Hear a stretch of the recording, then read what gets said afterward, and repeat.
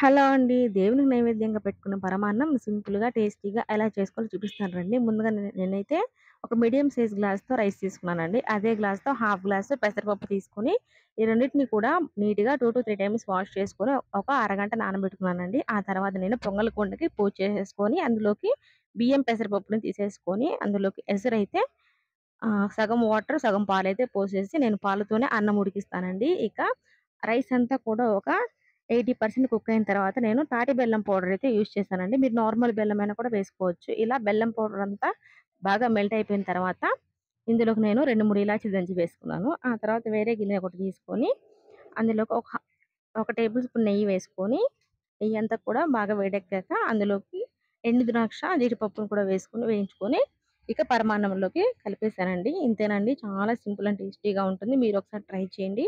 ఎక్కువగా మనకు టైం లేనప్పుడు ఇలా చేసేసుకోవచ్చు. నా వీడియో నచ్చితే లైక్ చేయండి. And do follow for more videos. Thank you.